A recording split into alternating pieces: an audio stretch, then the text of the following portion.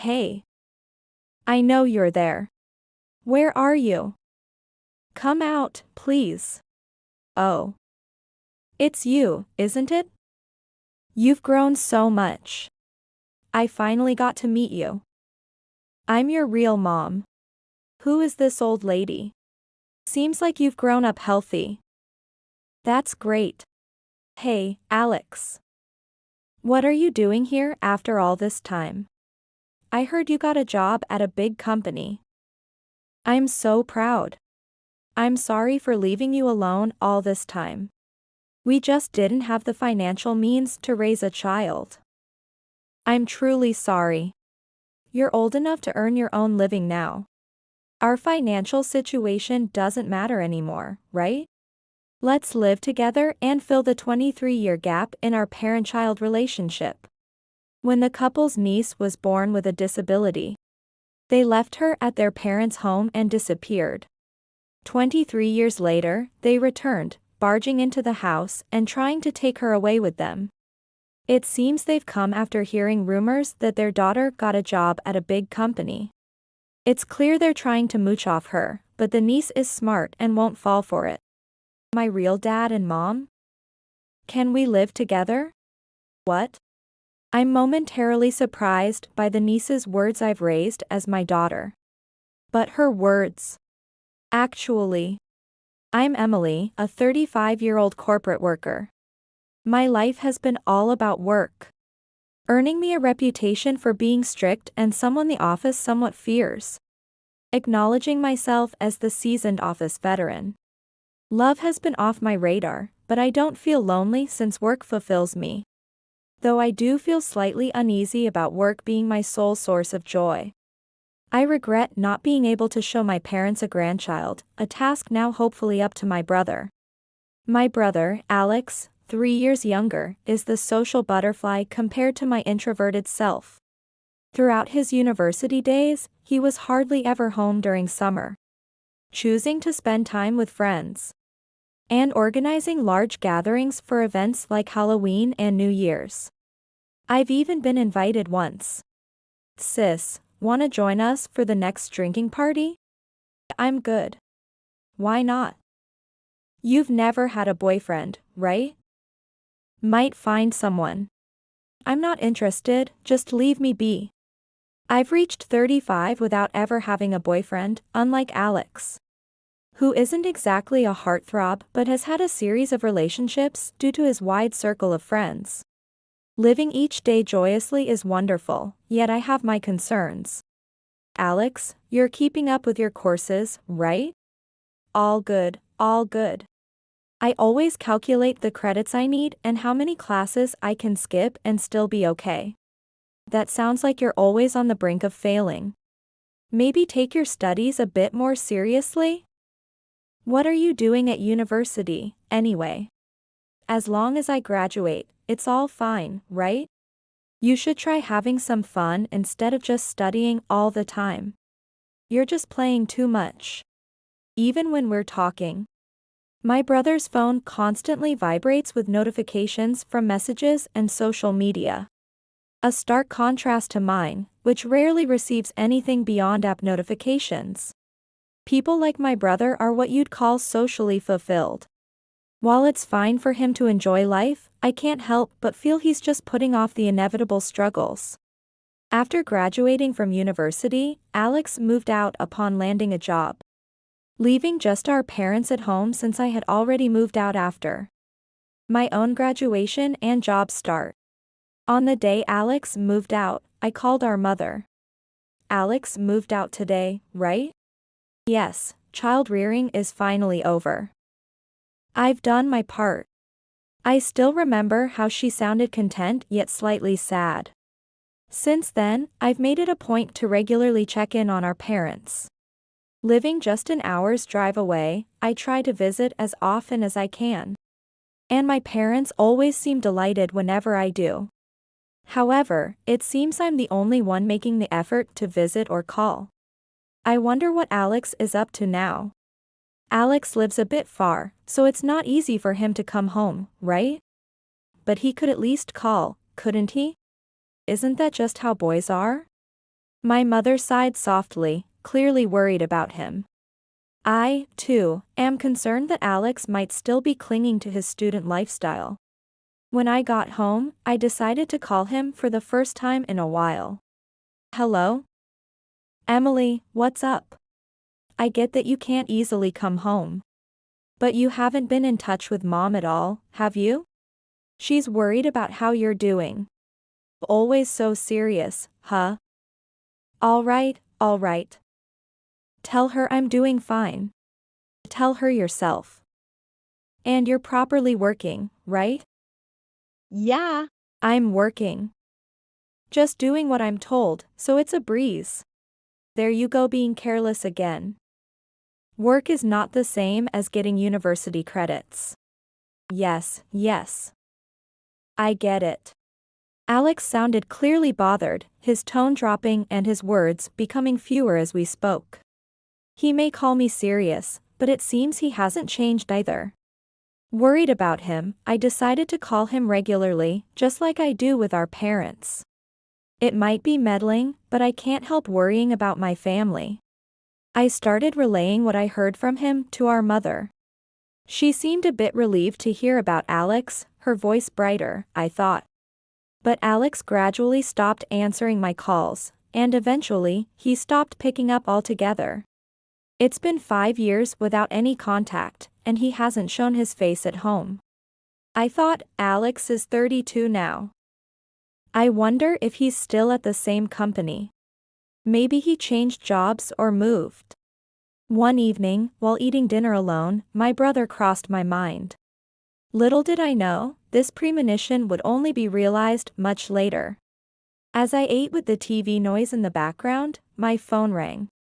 Calls on my phone are rare, usually just app notifications or calls from Mom. I paused my dinner to answer her call. Hello, what's up? I got a call from Alex. She sounded excited, breathing heavily.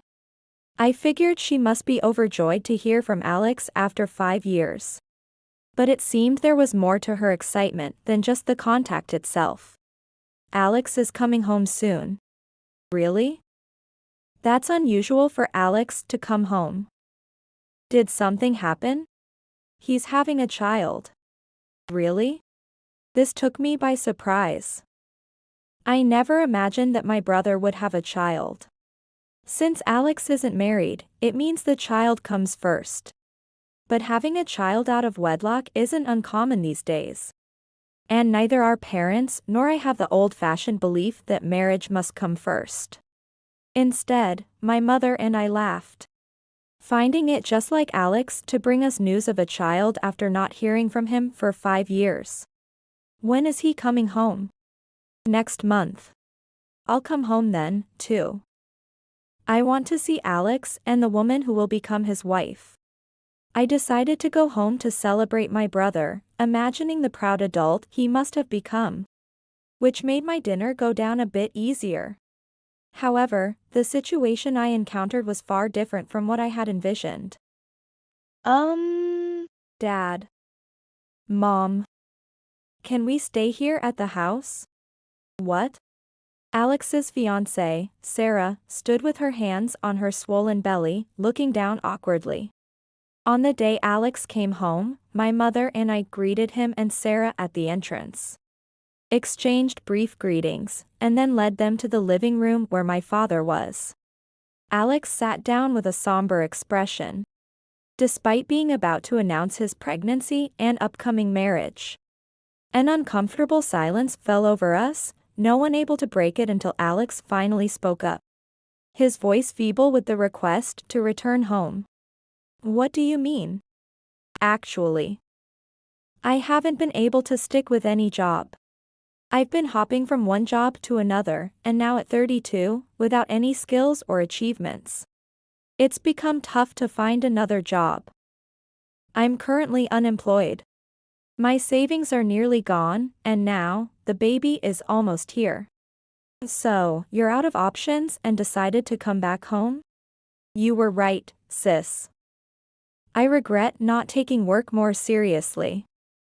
I know it's too late for regrets. But seeing Sarah's belly grow, I realized I needed to be more responsible. Please, can you let us stay until after the baby is born? I know it's rude to ask to live with you upon our first meeting. But we have nowhere else to go. Please, we beg of you. Alex and Sarah, their faces flushed and teary, bowed deeply to our parents. While Alex's predicament was indeed the result of his own actions. It was clear he had reflected on his mistakes and faced many hardships until now. Our parents seemed resigned to accept them, likely wanting to give Alex a chance to recover from his failures, and also considering the well-being of their soon-to-arrive grandchild. You can stay here, but in return, Alex, you must find a job. Thank you. I'll do my best. With our father's permission, Alex and Sarah were set to live at home. They planned to marry officially after the baby was born. But with Sarah moving into our family home, they decided to register their marriage sooner as a formal gesture. This made Alex and Sarah officially husband and wife. All seemed to be on the path to resolution, the birth of the baby, Alex finding a job, and eventually moving out to start their own life. However, the situation would soon take a turn for the worse.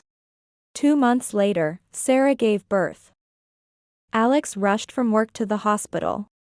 The next morning, unable to contain my excitement and knowing it might be a bother, I called Alex before he left for work. Congratulations. The baby was born, right? Yeah. I had expected my brother to be at the pinnacle of happiness the day after his child was born. However, the voice that greeted me on the phone sounded as though he was walking through the depths of hell. I have to go to work. I just started this job, and I can't be late. Oh? I'm sorry. Have a good day. After hanging up, I immediately called my mother. Mom, what's wrong with Alex? I don't know. Ever since he came back from the hospital yesterday, he's been so gloomy. He won't answer anything I ask. It was clear something had happened given my brother's demeanor. Yet, there he was, in that state. My mother and I decided it would be best to let him come to us when he was ready. So for now, we focused on celebrating the birth of his child. 3 days after the birth, my parents and I visited the hospital to see Sarah and the baby. That's when we learned why Alex had been so downcast. Please, look at the baby. We plan to name her Monica. Oh, she's adorable. She's going to be as beautiful as you, Sarah. My parents were speechless with joy at the sight of their first grandchild, simply smiling and gazing at my niece. But then, I noticed something. Wait, her hand. Unable to see clearly, I hesitantly rolled up the sleeve of my niece's clothes. Her right hand had only 3 fingers. They said it's a congenital limb defect. It happens in about 1 in 1,000 babies. Sarah explained about the baby's fingers in a soft voice, tears spilling over as she sat on the bed. My parents and I didn't know what to say, and we fell silent. The sounds of children leaving school could faintly be heard in the quiet hospital room. But she's here with us now, isn't she? Let's make sure she's happy. If there's anything I can do, just let me know. I'll help. Emily, Sarah seems tired. We've seen the baby now, so maybe we should go home today? We'll come back tomorrow, Sarah. I wanted to cheer up Sarah, who seemed so downcast. But my mother thought it best to give her some space for now. Without any personal experience in childbirth, I decided to follow my mother's judgment. And we left for the day. On the way home, I quickly came to understand that my mother's decision was the right one. Even if the baby has a disability, isn't it still something to be happy about? Why should that make anyone so downcast? I don't think Sarah is shocked that the baby has a disability. She probably feels guilty for bringing a child with a disability into the world. I felt ashamed for trying to forcibly cheer up Sarah. Once back home, I found my brother there and carefully chose my words to avoid another mistake. We saw the baby.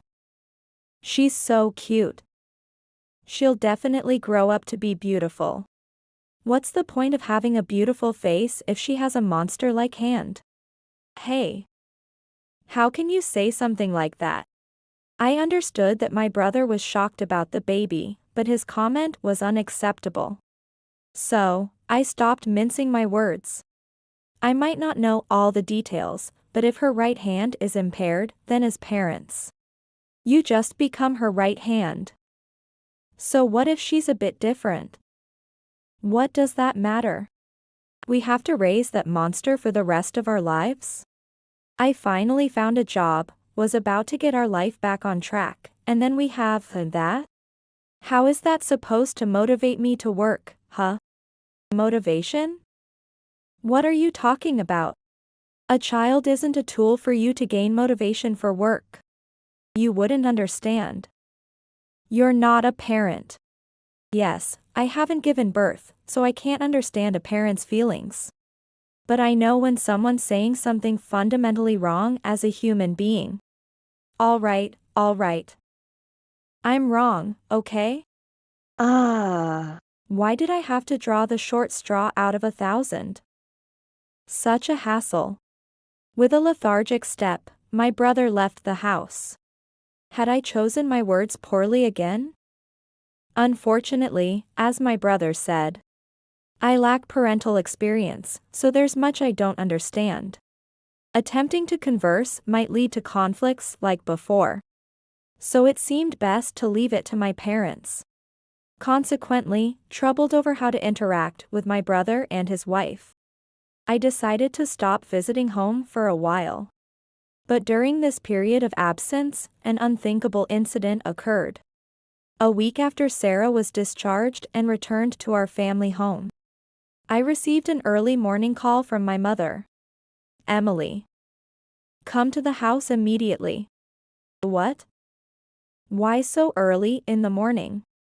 Alex and Sarah are gone. What? Clutching only my wallet with my driver's license, I rushed to my car and drove to my parents' house without even putting on makeup. Look at this. Upon arriving, I was shown a piece of torn notebook paper with Alex's sloppy handwriting that simply read, "Please take care of our daughter." What does this mean? I don't know. We just found this note in the morning. Wasn't Alex supposed to work hard because he had a daughter coming? Or perhaps, his true feelings were that raising a child with a disability was too much trouble. Did Sarah not find her newly born daughter cute as she grew in her womb? If she did, she wouldn't have abandoned her newborn child. I was furious at my brother and his wife for suddenly changing their behavior because of a disability and leaving their daughter behind with nothing but a note. What do you mean you can't understand a parent's feelings? You're just abandoning your responsibilities. My shout, possibly the loudest I've ever made in my life, startled the baby, causing her to cry. Hearing my niece's cries, I calmed down a bit. The last thing this innocent child needed was to suffer because of her parents' actions. I'll become her mother. The words came naturally as I looked at my niece's face. Naturally, my parents panicked, trying to stop me. You can't just suddenly become a mother. That's right. Alex and Sarah might come back. Let's wait and see. We'll take care of Monica for now. They're not coming back, are they? Decisions require careful thought, but sometimes, action needs to be taken swiftly. I conveyed my determination through my eyes to my parents. All right, but you can't do this alone. Yes, we'll support you. Thus, it was decided that the three of us would raise my niece together.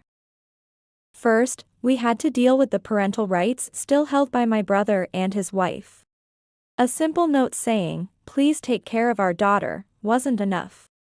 However, with my brother and his wife missing and their phone numbers changed, we couldn't reach them. Given their unknown whereabouts and prolonged absence, I decided to become my niece's guardian through the minor guardianship system. Now, I was effectively my niece's mother. This process alone was incredibly challenging and time-consuming. Raising a child while continuing to work was not something I could simply quit. With the support of my parents, we moved forward with childcare. As I juggled raising my niece with occasionally looking into my brother and his wife's whereabouts, it wasn't with the intention of returning her to them. I just wanted to give them a piece of my mind. I had no intention of ever giving my niece back to them, especially after raising her for 10 years. During those years, my niece grew up healthy and lively, not letting her right hand define her. She was spirited, even once turning the tables on a boy who teased her about her hand in elementary school. While I don't condone violence, her resilience was commendable. Being left-handed, she adapted well, though she faced minor inconveniences like struggling with small candy wrappers or not being able to hold utensils in her right hand. As my niece turned 10, it was time to consider when to tell her about her biological parents. When should we tell Monica about Alex and the others? Isn't 10 a bit too young? Maybe before she becomes a working adult? We hadn't yet told my niece that I wasn't her biological mother. Calling me a mom filled me with mixed emotions, knowing the truth wasn't yet shared. Another decade passed, and my niece became a 20-year-old university student, facing significant life changes. Mom, thanks for all your help. I'll take it from here. Standing before my mother's grave, I expressed my determination. Both of my parents had passed away 3 years prior. Despite their absence, I had a duty to fulfill, a decision made 10 years ago. Monica, come here for a sec. What's up? One night, I summoned my niece to the living room, determined to share the truth about her biological parents before her job search began. As I struggled to find the words, overwhelmed by anxiety, Monica looked at me with concern. There was no turning back, I had to be brave. Monica, you're actually my brother's child. Eh? What do you mean? Her reaction was a mix of shock and disbelief, not sure how to process the information. I explained everything, how her biological parents came back to our home, their reaction upon her birth, and their decision to leave her with nothing but a note. I worried about how this revelation would affect her, but it was necessary. As I recounted the events, her face flushed with various emotions. What? They're awful. Honestly, I'm just grateful you raised me instead. Oh? Well, yes. Her straightforward acceptance of the truth caught me off guard, leaving me with a dumbfounded expression. I had braced for a different reaction, perhaps denial or anger, but was met with gratitude instead. Her continued affection, calling me Imam as if nothing had changed, filled me with a delayed sense of joy. So, where are these biological parents of mine now? I don't know. For 20 years, my brother and his wife remained unfound, though they occasionally surfaced among other relatives or acquaintances. I managed to get some information, but they vanish without a hint of their next destination, leaving no clue to their whereabouts. Well, I'm not earnestly trying to find my brother and his wife, so it's fine if they remain unfound. 3 more years have passed, and my daughter has graduated from university and found a job. However, she's not leaving home. I live in the suburbs, within commuting distance to my office, allowing me to take the train to the business district. Since my daughter has found employment at a company near where I work, there's no need for her to move out. You chose a nearby company so you wouldn't have to move out, didn't you? Yeah. It saves on rent, doesn't it? Choosing a job like that. Are you sure it's okay? It's fine. Don't worry about it. Her nonchalant way of discussing such important matters somewhat resembles my brother. Perhaps this kind of attitude is hereditary? However, my daughter and my brother are vastly different in many ways. My daughter has been hired by a major company. She seems more capable at her job than I ever was. Even though I've become entrenched in my work. Her academic abilities are high. But it's her quick decision-making and initiative that really stand out. These traits will be invaluable in the workforce. With further knowledge and skills acquired at the company, she'll be unstoppable. Unlike my brother, I have no concerns about her adapting to society. I'm looking forward to seeing her excel in her career. One early morning, the doorbell rang. Checking the monitor, I was at a loss for words. The monitor showed a man and a woman standing outside. They were far from what one would call well-kept, their faces gaunt. Though it was hard to be sure at first glance, the man was undoubtedly my brother. Even after 20 years, I recognized his face. Realizing the man was my brother, I knew the woman with him must be his wife. Who's that? I'm not sure, but I'll go check. Not wanting my daughter to meet her biological parents this way, I decided not to speak through the intercom but to head to the front door quickly. Their purpose for coming after so long is unclear. Certainly, this isn't something to be discussed at the doorstep. I intended to take my brother and his wife to a nearby park to talk. But leaving the chain off the door in my haste was a mistake. As soon as I opened the door, my brother forcefully pushed it open. Hey. Monica. You're there, aren't you? Where are you? Come out, please. Forcing the door open, my brother and his wife barged in without permission, loudly calling out for my daughter. Oh. It's you, Monica? You've grown so much. I've finally met you. I'm your real mom. Who is this old lady? As my brother and his wife entered the living room, they encountered my daughter eating breakfast. The sudden intrusion of unknown adults made my daughter wary and her tone sharp. I entered the living room shortly after my brother and his wife. Hey, Alex. What are you doing here after all this time? Hearing me say my brother's name, my daughter looked startled. Her keen intuition told her these were the relatives she had heard stories about. I heard you landed a job at a big company. Your resilience, not letting your disability hold you back, makes me incredibly proud. We're sorry for leaving you alone all this time. We simply didn't have the financial means to raise a child back then. We're truly sorry. Now that you're old enough to earn your own money, our financial situation doesn't matter, right? Let's live together and fill the 23-year gap in our parent-child relationship.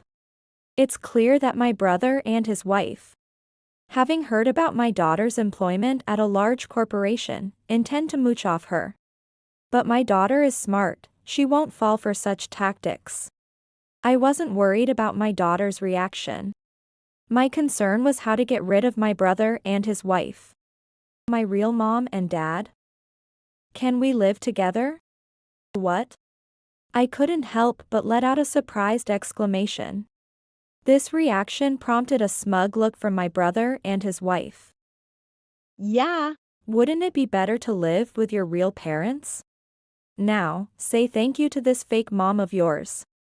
But, wait. I need to know more about you two before making any decisions. Well, we can catch up on everything once we're back home. Right. Mom, sorry. I want to make sure of who my parents are after 23 years, on my own. Monica. My daughter looked at me desperately, while my brother and his wife watched us, smirking. They probably thought that once they took my daughter away, they could do whatever they wanted. But looking into my daughter's eyes, I sensed she had a plan. This silent communication was a testament to the 23 years we've spent together as a family. Something my brother and his wife could never understand. Let's go then. Thank you for taking care of our daughter. With a triumphant smile, my brother and his wife left. I chose to trust my daughter, sitting on the living room sofa, waiting silently. The waiting felt longer than ever, as if the clock's hands had slowed down. I'm back. In the evening, my daughter returned with the casual demeanor of someone who had just been out with friends. Welcome back. Everything okay? They didn't do anything weird, did they? All good. But look at this, I've summarized everything. What? What my daughter handed me was a notebook. Inside, over several pages, was a summary of what my brother and his wife had been up to these past 23 years. I got it all out of them. They're really bad at telling stories, so I just got to the main points. It was a bit of a hassle. So that's what you were doing. Obviously. There's no way I'd go live with those people. I just listened to their story and came right back. According to my daughter, after leaving our home, my brother and his wife had been hopping from job to job and moving from place to place. But these moves weren't deliberate. They've been borrowing money left and right and running away when they can't pay back. So they show up at relatives' or acquaintances' places, borrow money, and then run away again. They said they'd paid off their debts and came to take me back, but it's so obviously a lie. How desperate must they be to think they can rely on the money from someone who's just started working?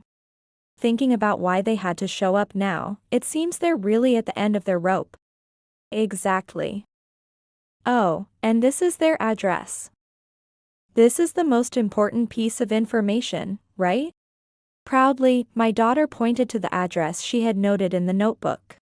In just half a day, she had uncovered everything about my brother and his wife, who had been elusive for 23 years.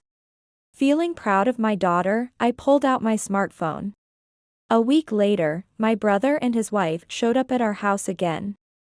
Hey. What have you done? It's all because of you. How are you planning to take responsibility? This time, they seemed panicked. Not even bothering with the intercom but instead banging on the door and shouting.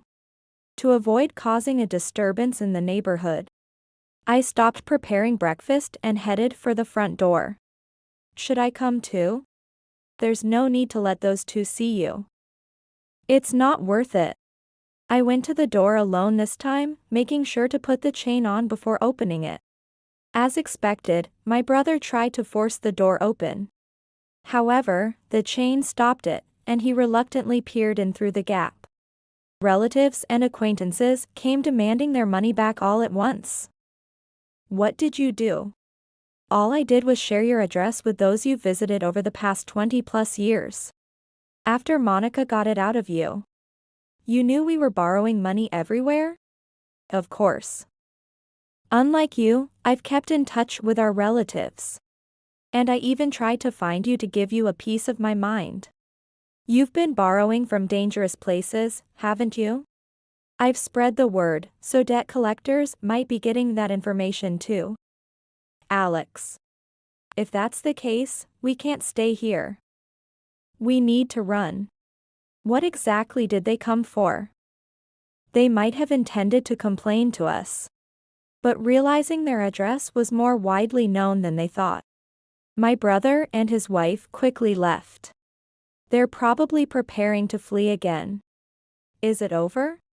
Yes, it's finally over. Took 23 years. This incident should make it clear to my brother and his wife that my daughter is not their child but mine. With this, the chances of them appearing before us again are slim. As I resumed my breakfast, it tasted even better than before. According to what relatives have told me, some dangerous people already knew their address. And it seemed they were taken away.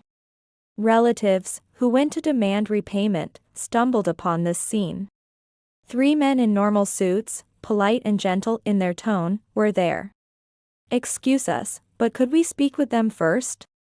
Despite their smiling faces, the relatives felt an aura that made them step back, allowing the men to talk first. Since the next day, my brother and his wife haven't returned home. Where they were taken, I don't know, but they've disappeared again. I hope they are working earnestly somewhere. My daughter and I continue our lives unchanged, living together and both doing well in our jobs. On our next day off, we plan to visit our parents and report about my brother and his wife.